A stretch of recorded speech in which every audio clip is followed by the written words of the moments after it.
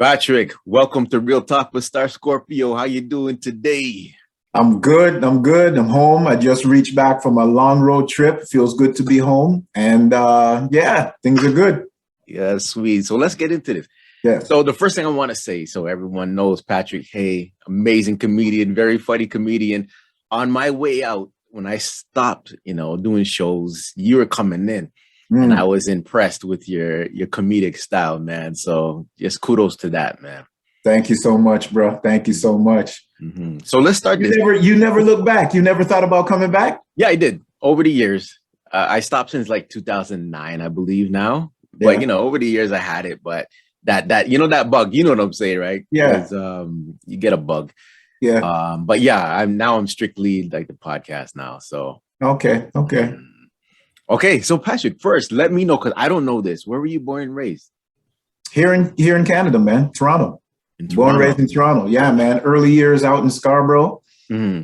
And then lived in Malton for a bit, lived in Brampton for most of my life, and now I'm in Mississauga. Okay, and how were your high school years, man? What high school did you go to? Chinguacousy, brethren. I'm a cheap. Yeah, man. Big up B-Town. Yeah, man.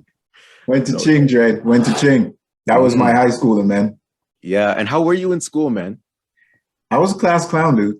Yeah. Was a joker. That was one of my questions. That was a joker. I was one of some of the proudest moments when I could joke enough to make the teacher laugh. Yeah. Those were good days. Those were good days. Yeah, because you know what I noticed there? A lot of comedians like myself too, we started off for me it was junior high. Yeah. Where we were doing something and I was doing a skit or something and I seen my classmates laughing and my teacher was laughing too. Yeah. And from there it started. It's like that class clown. So you were the class clown too. Yeah, man. You catch a bug. And when you see certain reaction, it's like, oh, there's something here. And the wheels start turning. And then from there, you don't look back. Yeah, man. Yeah. Do you know that Eddie Murphy story where he said the teacher gave him time? If you're good in the class, I'll give you some time at the end to just do what you want. Yeah. Yep. Amazing, man. Especially when you have that backing, like not a lot of people are like that. Teachers, guidance counselors, whatever you may call it. Yeah. When you get that proper support when you're young, people have no idea how much influence that can have on your life. You get that encouragement. That's like even some of our most famous athletes, they get to a certain point in their career and you see like their father right beside them or something. And they were there the whole way. You have somebody that you really believe in, believe back in you from your young, you feel like you can accomplish anything, man. Wow. Yeah. Amazing. Well said, bro. Yeah, were you in drama class too? You took drama, right? I did a bit of drama. I never took drama that serious. I kind of acted the fool through most of my classes in high school. What can I say, man? It's just, high school I didn't take too seriously at all. If one of my teachers sat me down and actually said, there's an actual career in comedy. Yeah. But yeah. Yeah, but your path was meant to be your path too, man. So so that's what I want to know now. I want to see if I got my years right. When did you start comedy? I started in stand up. I did like a couple shows in 2006, but I'm going to say I really started in 2007. That's when I really was like, I'm going to put the pedal to the metal, see what's going on here. Because at that time I was also bartending. And comedy is at night, so I could barely get out. Like I was getting out maybe once a week. Mm-hmm. Like if I was lucky, maybe once every couple weeks. Like I wasn't able to get out as much as I wanted to at all. So it took a while for me to really catch my stride. It took longer than other people because, if you get out 2-3 times a week, 4 times a week, you grow quicker. You getting out once a week, once every couple weeks. Mm-hmm. It's going to take a minute, So 2007 is when I really started to put the pedal to the metal. And that year was phenomenal. I ended up making it to, I don't know if you remember the Tim Sims competition. Yeah. Yeah. Is that Yuck Yucks though? No, that was Second City. Where is it? That was Second City. Second City. Yeah, man. Okay, yeah. So '07, I ended up getting voted into this Tim Sims competition and being voted like one of the top 5 new guys coming out of Toronto. Oh, amazing, man. Yeah, man. Like when I really clicked in, things started to happen pretty fast. Like it was good. It was a good year. Okay. Yeah. So but how did you catch that link now? Because I always tell people I was lucky. I was doing comedy with Mr. Mo, who introduced me to the, the clique, man. John Paul, Ron Jossel, Gilson Lubid, you know what I mean? Yeah. So I came up with those guys and it really helped me out. When did you get introduced to the clique, man? Wow. It's just the more you grow as a comedian is the more you get, is the more links you make, right? Yeah. You start to connect more to the comedy community. So from that, Tim Sims competition that I just made, and made some really cool friends. One of them was Arthur Simeon, great dude. Yes. And so we started to run a bit together. Nathan McIntosh, Dave Mirhash, like some really awesome dudes. Yeah, man, those are the guys around when I started, right? So I started running with those guys a little bit, meet them here, there, see them at shows a lot.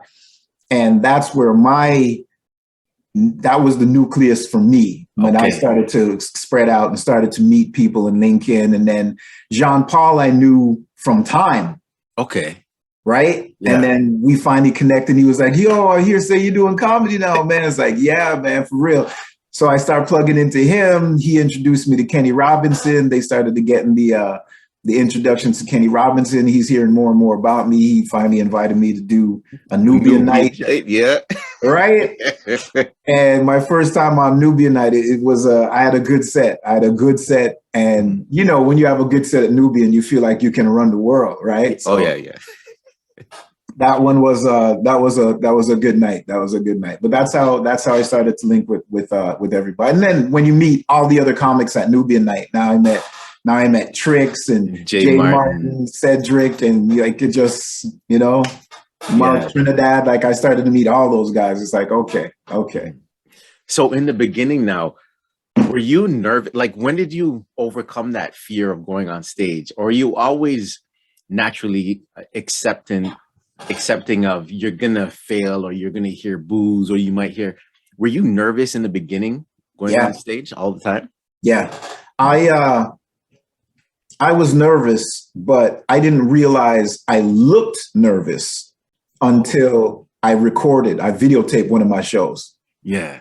And I saw what I was doing on stage. Dude, I looked horrified. I didn't touch the mic. Mm-hmm. My hands were in my pockets and I rocked back and forth. I rocked. I looked horrified, and I was like, man, I didn't even realize I was doing that. Because when you're doing comedy, sometimes you don't even realize you're doing certain mannerisms and certain things. Because especially in the beginning, because you're learning yourself, right? You're learning it, you're working it out. Mm-hmm. Changed it up, grabbed the mic, put my hand on top of the stand, put my foot on the base of the stand. So now I'm off balance, so I can't move. Yeah. Right. So now it just looks like I'm hanging out. Yeah. And after that, things started to change because I'm still delivering the material the same way. I still have the nervousness inside, but I look like I'm just chilling with everybody. Yeah. So it was like a fake confidence that I was portraying to everybody, and things just got like a whole lot better from there, man. But yeah, man, I was horrified in the beginning, Dre. Horrified. It was scary because I didn't know anything I said was funny, man. It's just like every time you got on stage when you went early on, that's a shot in the dark, man. You don't know. Yeah. Right. You make a good point there, right? Because perception's everything too. Yeah. If the crowd sees you and you look relaxed, but you're terrified inside and you're just delivering your material, it changes the feeling, sells it. Right? Yes. It sells it. Yeah. You could be horrified in the inside, but if you go out there confident and you look like you're hanging out, people be like, okay, yo, this guy's been doing it for a minute. I'll buy this. Yeah. You know what I mean? And then you come off stage and you're like, true. Lord of fortunate, that one word, Dread, fortunate. Like you're fretting, guy. You're fretting. Yeah, true. But yeah, man. Yo, one thing I never did because, and I don't know, some people play into it too, like the mic stand. I never adjusted the mic stand because I like how people use the mic as part of their skit. So what I'm getting at is I always took the mic off the stand and performed. I never kept it on. but I would like to, like, I seen people adjusting it, and you know, yeah. I never did that. You know what I mean? It's you get to a point where it's you just build up that comfortability. Yeah. You know what I mean? Like after time, and it depends on, like, you know, some of your influences, who you watch a lot of. Like I watch an incredible amount of Chappelle. Yes. Right. And his comfortability on stage is ridiculous. Mm-hmm. You know what I mean? He doesn't mind the long pauses. He'll sit there, he'll light up a cigarette. Yeah. You know, you just watch the audience, the mic or whatever. Like he just takes his time. And I'm like, I got to start taking those chances. I want to start taking those chances. So yeah, man, I started sitting down and with the mic and different things. And it's like, yeah, man. But, yeah, I like that. Yeah, and I seen you many times, you know, so you look comfortable on stage when I seen you, man. Yeah, man. So now when we get into the set, you know how it takes time to build up that 5, 10, 15. Yeah. How was that process for you, man? Like, how long did you do that 5 before you had your 10 and things like that? It was, wow, that first year, 2 years was a lot of learning, man. Like even just when you get your first real laugh. Yeah. Right? Like that took a minute. That took like, you know, a couple minutes. But when you started to get it, it's like, okay, I got my first laugh. So every time you get on stage, this is one of the jokes you got to drop. Yeah. And then, you know, you get your second big laugh. It's like, okay, so I'm going to start with this one. I'm going to finish on those one because those are 2 proper laughs. And then I'll work out all the new stuff in the middle. Yeah. But you start big and end big. You know what I mean? Key. And then you just keep rolling from there. You keep rolling from there. That's how it grows, man. And all the new stuff will work. That's how I did mine anyway. Mm-hmm. That's how I did mine. So my first 5 minutes came probably, I guess, the first few months of me really trying to work out, getting on stage. Mm-hmm. Maybe my first 10. Yeah, that was probably the first year. Yeah. Yeah. In the first year, got up to my first 10. That I really liked and felt confident with. But yeah, man. Yeah. And did you headline the Nubian show? Because I was gone since then. No, I have headlined the Nubian show, but that took a while. Like the first time I did it, I was far from headlining it. Okay. Yeah. Yeah. And then did Kenny stack the crowd? Like Kenny Robinson always stacks, not the crowd. Kenny stacks the lineup, man. Yeah, man. The arsenal, man. Yeah, man. Are you kidding? When I had my headline show, it was stupid, Dread. Tricks, Jay Martin, Cedric. I think Trinidad was on the show. Like all of them, of like legends. I'm looking at the lineup like, really? This is how you're gonna do me, Dread? And the show was long. Like I didn't even reach the stage till like 11:30 at night. Oh, wow. Long show, man. But the audience, they still with it. And I was lucky I managed to pull out a wicked set still. Like it was still a good set. But yeah, man, the audience, like the show was fire, man. It was an all-star crew. Nice, man. Yeah, man. Nothing beats that Toronto crowd though, man. Like it's a great place to do stand-up. You know what I mean? Yeah. The city. Yeah. So when we talk about bad sets, right? You know, I have a support system. My wife was always there for me. Like in the 8 years that I did it, there's many times that I came home and I wanted to quit, man, because I was like, I had a bad set, you know? Yeah. I never been booed off stage or anything. It's just the reaction where they're not laughing and stuff, and you feel horrible inside. Yeah, man. But I always had my wife there, you know, supporting me. Have you had bad shows where you contemplated, I used to say the contemplated life, like I can't go on, I can't do this, man. No, but contemplated like, okay, let me take a break off this. Or were you always driven? I was always driven. I knew that, but before my first year of comedy, I went out and I almost did it like school, man. Like I watched all kinds of comedy shows. I went to amateur nights, I went to pro nights, and I talked to a lot of the comics after the show. Yeah. Like I asked them, like, you know, how you do it? How do you get into it? What happens when you bomb? I watched them bomb. I watched them kill. You know what I mean? Like I will watch them on an amateur and just that whole learning process helped me so much. Because I would see a pro early in the week at some amateur night and he was just working out new material. Yeah. And none of it would work.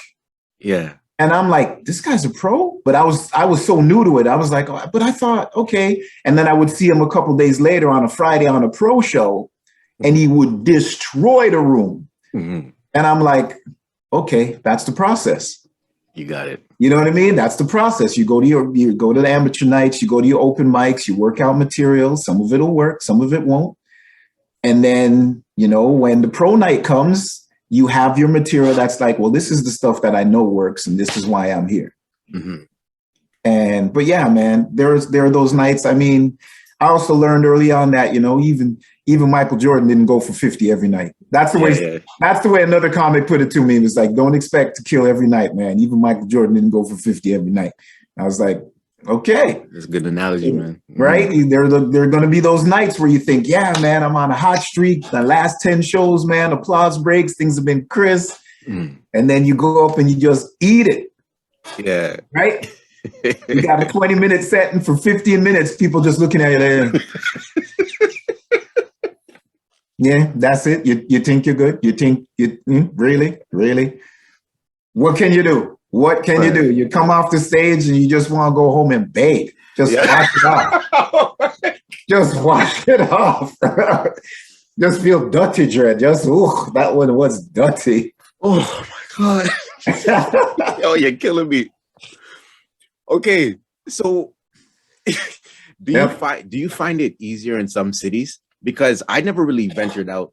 You know, I did the GTA, Mississauga, Brampton, Toronto, but you've been multiple places. Do you find it different in different cities in Canada, even in provinces? And even if you did international, you find the crowds different, the laughter different? It's one international gig. I got to perform for the troops, the Canadian troops in Spain. So it was still like performing for Canadians, right? Okay.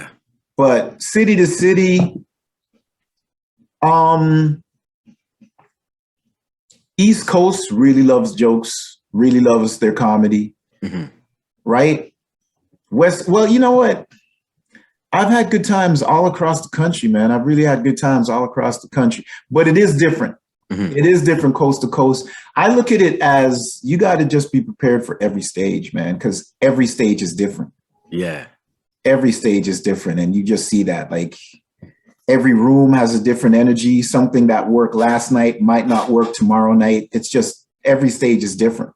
Yeah. So for us as comedians, the best thing we can do is just be ready, just get on stage as much as we can. And that just helps you be ready for whatever stages are coming your way. Cause you know, I'm with Yucks. So they send me all over the country. Like even last night, right? You asked for, you started recording. I was out in Forest, Ontario, man. That's way out beside London. Yeah. Right? Small town, not a large town at all. And it was 2 shows last night, and they were wicked shows. Nice, man. Nice. Right? So yeah, it was, yeah, man. But one thing I was going to ask though, as a Black comic, I tried to use the same material, and I'm going back to when I started 2001. It was a little different. Social media wasn't here and stuff like that. But I kind of changed up my material where I seen some comics just do the same thing. So if you're going to do an accent, like a Caribbean accent, some true tried and tested comics, they wouldn't change up anything and then just say it, even though you might know people don't understand what you're saying if it's patois or slang. Yeah. So I changed up and I changed like a punchline to a couple jokes. But how did you handle that, the diversity and stuff, being a Black comic? I learned to make those adjustments, man. Like when you're on the road, like even like take last night, right? I'm out in Forest, Ontario. I was the only brother in the room. Yeah. Right? I'm pretty sure I was the only brother in the town last night. But I was definitely the only brother in the room. And I can't go into that room and talk about, you know, Jamaican customer service. Yeah. You know what I mean? They're not going to get it. Yeah. That is a Nubian night show. That is a Nubian night joke, right? Yeah. So being on the road with Yucks like that, you learn to write different. You see different comics. And even when I first started doing those shows, a lot of times I was the MC. So off the top, I would do my bit, and then I would have the chance to sit back and watch the headliner and like, what kind of things are these guys talking about? Yeah. Right. And I like, okay, well, let me start to incorporate some of these ideas and write my own jokes.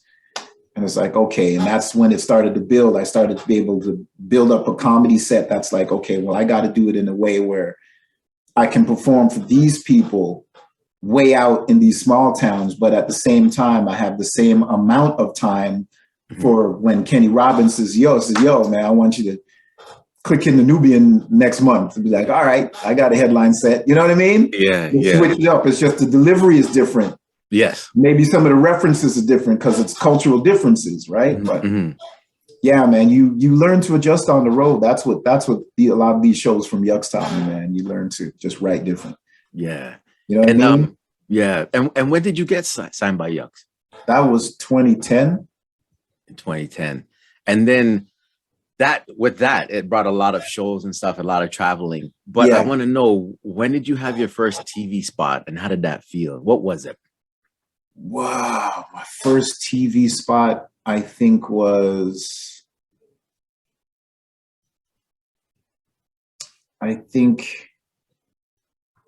wow, when was my first one? I think was 20.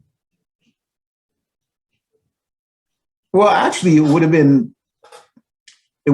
07 before I was signed with Yucks, because the Tim Sims thing was televised on the Comedy Network back then. Right? So that competition was televised. I mean, they do 15, they cut it down to 5, if I remember properly. But that was the first time I was televised, which was like, what? This is crazy. Yeah. But after that, the first time was a festival. I think it was Halifax Comedy Festival, and I think it was 2013, 2012. I can't remember the year now, man, but that was, you start writing and then you get invited to do that show, and it's a TV taping, and it's like, it felt crazy. I remember seeing it and it was like, Halifax, like that one is televised on the CBC. Like that was one of the ones where it's like, yo, people gonna see you, dude. Right? So it's like, yo, you got to come correct with that. This is the way you're representing for the first time on a national level, like, so that was that one felt huge. And then since then I've managed to do Just for Laughs. I've been invited back to Halifax. I've been invited to Winnipeg. Those are like the big 3 in Canada anyway. So Just for Laughs, Montreal, right? Montreal. Yeah. Nice. Okay, and what about, so when I was talking to Crystal Ferry, Cedric Newman, they all talk about recording their live shows and then getting it streamed and stuff. So have you done that yet? Where you can monetize now? Have you already done that?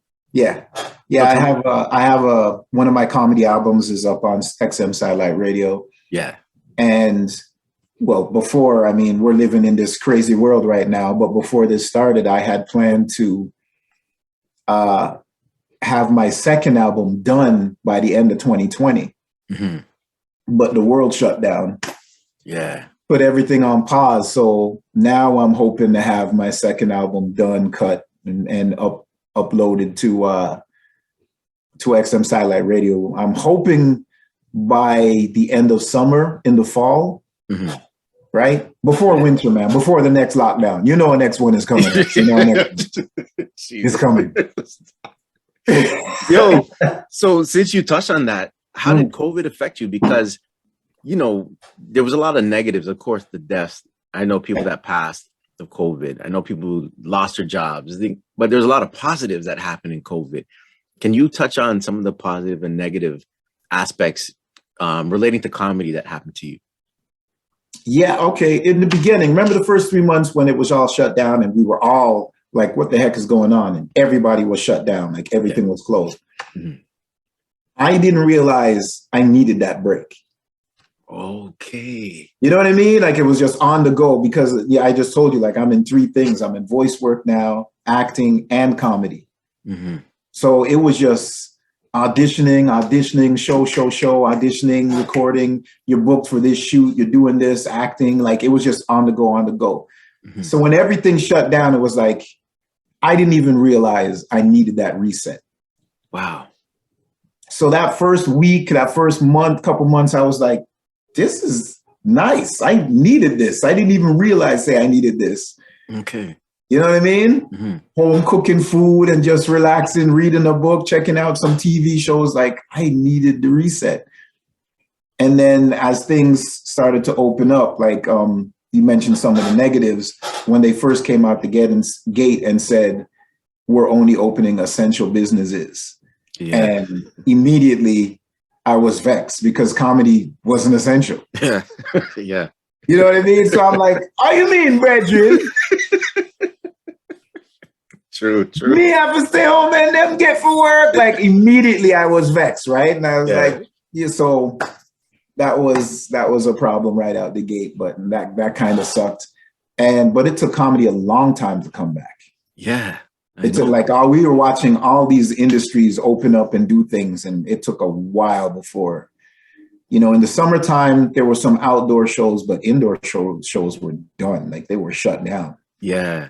Right. And anytime any of the lockdowns came, the live shows were done, and they switched over to like online Zoom shows, and those like Zoom shows with comedy suck, brethren. So this I want to get another person's side or take on it. Yeah. Because the Minority Report, so Jay Martin, everybody, Crystal, Cedric, they all did the Minority. Did you do a show with them? I did. I did like the first two, because what happened? It started with us just reaching out to each other. Okay. And starting on like an online group for us to just hang out. Okay. Which that's all I wanted. Mm-hmm. Right? That's all I wanted. I didn't want to try to monetize it. I didn't want it to turn anything for other people's entertainment. I just needed brethren and people to talk to. I was like, I'm just missing my people. Yeah. And so we were just hanging out the first couple, weeks. We'd hang, we click in, we talk. It was jokes. It was good times. The vibe was good. And somewhere along the way, it changed to, let's turn this into a show. Okay. And I didn't want that. I was like, no, I don't want to be entertaining other people while I just want to hang out with you guys. I just want to hang out. Mm-hmm. You know what I mean? It would be like if you have a weekly get together with your brethren, and you just link, talk ball, slap dominoes, hold a juice, like you're just hanging out. And then somebody was like, let's put this on TV. Yeah. You're like, no, I don't want to do that, man. This is for us. Mm-hmm. So it switched over to that vibe, and I did maybe one or two shows, and I was like, this is what I wanted to do. And like credit for them, because they kept it going and it was entertaining, but I just needed people to hang out with, because like there were some times in this last 2 years where I just felt like I was spiraling, man. Like it's the way comedy got taken away, and I had so much momentum coming into it. Mm-hmm. It messed me up a little bit, man. I was vexed. I was like, I ain't gonna lie, man. My mind went to some dark places, man. I was vexed. Yeah, but did you fall into that depression, that feeling? Because mental health is a big topic right now. How did that affect you in that way, where because you wanted to speak to people to keep on that level? None of us were seeing each other. And some people self-medicate, some people do all these different things, but did it affect you to that point where you're like, man, this is not good for my mental? I knew it wasn't good for my mental. I knew it wasn't good for anybody's mental. Yeah. What all of us are going down, all these lockdowns and the rules and restrictions. Like there were so many things that the rules kept changing and going back and forth. And in my mind, I'm like, people are seeing this. People are going to start to snap and lose it, because like the direction coming from the top started to just scatter and go all over the place. And then back and forth on the rules. It's like, what's happening here? What's going on? Mm-hmm. And then through all of that, comedy was still shut down. Yeah. So that one avenue where you think we technically should be essential. Laughter. Yep. Laughter. Mm-hmm. Shut down. So I knew I started just really trying to reach out, maybe spend a bit more time with friends, talk with family, and certain people I just tried to reach out to and spend more time with. That helped, because you just need to talk to somebody. Just need to talk to somebody. Yeah. Somebody close to you, one of your people who's a rock in your world. you just need to talk to them, you know, and just be honest about what you feel and what's going through. And that helped me anyway. Yeah. Yeah. Nice, man. Thanks for sharing that. Yeah. So back to comedy, I always want to know for people, it would have been my dream if I started comedy early and I was actually doing comedy. I would have liked to open if Eddie Murphy was still doing it. For Eddie Murphy, my idol. For you, have you got to open or even perform with someone that you looked up to all this time? I got to open for Eddie Griffin. Oh, nice. That was a Jay Martin production out in Ajax. That was dope. So after the show, we got to hang out with him a little bit. So much energy, man. That boy's live. Yeah. Other than that, I just got to meet a couple of different comedians. Like I got to meet Kevin Hart. I got to meet Chris Rock. What? Yeah, man. And yeah, man, you just meeting certain people where it's like, what? But yeah, man, if like same with you, man, if we started much younger and you had the opportunity to open for somebody, it would have been Murphy. If we could have opened for Murphy, ooh. Yeah. Even Rock said it. It doesn't matter what anybody accomplishes in comedy, man. Nobody was as big as Murphy when he was doing it. Trust me. He brought the rock star to it first, man, with all the leather all the time. Yeah. Yeah, man. Yo, okay, you know what I want to know now too? Yeah. I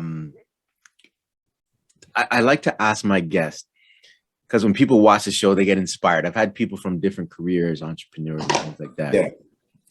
Some people are at that point, because I've been there many times in my life, where I just want to give up. You know what I mean? Do you have any words for anyone? And you can relate it to comedians that want to give up, or just in life, any words that will inspire people just to keep going at whatever they're doing? Yeah, man. Well, it's one of those things. It's like reaching for a dream. Like for us, it's the stage. We want that spotlight. And before I touched comedy, I was working in restaurants. I wanted to get out of restaurants so bad. I had no love for it anymore. My heart wasn't there. I needed to move on.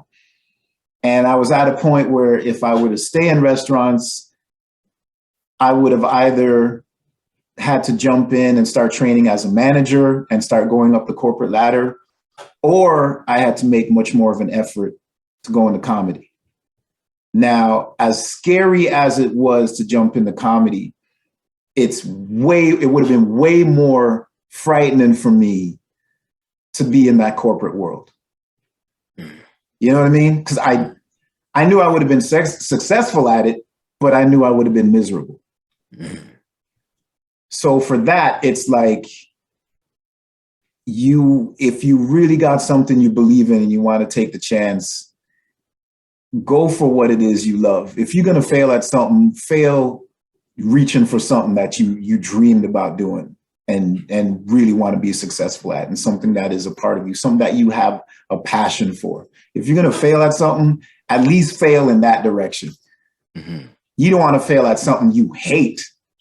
Yeah. You know what I mean? Yeah. Like you're putting all this energy into something that you don't like anyway, and you're just not going to bring you the life you dream about. Whereas you have this thing that you're working on, and it's like, this can give me everything I ever wanted out of life. It's like, well, go for it, man. Yeah. That's the direction you really got to push. If you're going to fail at something, fail at that. Yeah. You know what I mean? I'm pretty sure the landing will get you somewhere where things will kind of work out anyway, but fail at that. Yeah. I've always heard that, man. If you keep striving, things will come, things will happen. And it's been true in my life. And of course, it's been true in your life. Yeah. Okay. Wow. That was beautiful. Yeah, man. So now we come to the point in the interview. I have two cards. And by my hands, you're going to tell me which one you want me to read, my right or my left. We're going to go your right.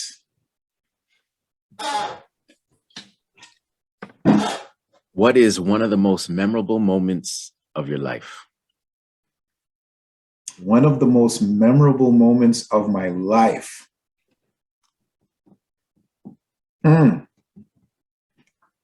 Couple of those. I'll go with the first one. Okay. First one, I was young. I was young, and I would have been 13, beginning of high school. Okay. And yeah, I was like 13, 14 years old. And we used to go to this basketball court up the street from Ching, right? North Peel Court. Okay. Mm-hmm. And that first year of high school, I couldn't play ball well. I could shoot, but I couldn't really play ball well. And there was this other dude that we knew, his name was Terry Sutton. Mm-hmm. He went to North Park. He was a little bit older than me, but he could ball. He balled like he could ball. Yeah. Anyway, all of us used to play ball at this court, North Peel. We used to play, and then everybody would go home, and I would just stay and shoot around. And Terry lived right next to the court, so he would just stay and shoot around with me. Okay. And this is the way the beginning of that summer started, right? Mm-hmm. And everybody would leave, and he would be like, all right, let's play one-on-one. I'd be like, you're joking, dude. Like, I'm not playing you one-on-one. Yeah. He goes, no, man, we don't play one-on-one. I'd be like, because it's just going to be an ass whooping. He's just going to tear me up. Yeah. You know what I mean? It's just like, no. So he talked me into it. We start playing. Beginning of the summer, he's beating me 7-0, 7-1. Like, he's killing me. 11-2. Like, he's killing me. Mm-hmm. Middle of the summer, we still playing, right? Mm-hmm. He's beating me 7-4. Okay. 11-6. 11-7. Right? Few weeks before school, I'm like, yo, before school starts, I'm going to beat you. Yeah. It's like, all right, cool. This is like a couple days before school, we're playing. And now we're playing each other now. And it's like, okay, we're going to 21. Win by 2. We're going to 21. This was the day before school. I beat him 24-22. Oh, jeez.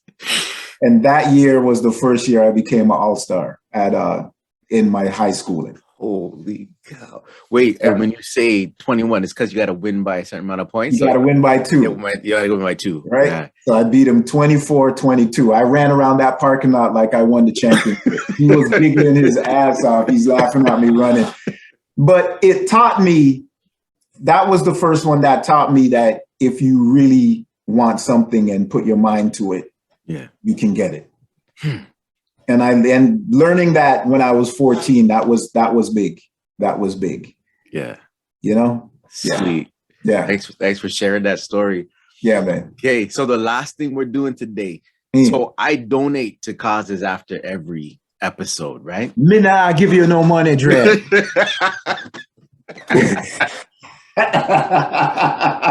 Yo, listen.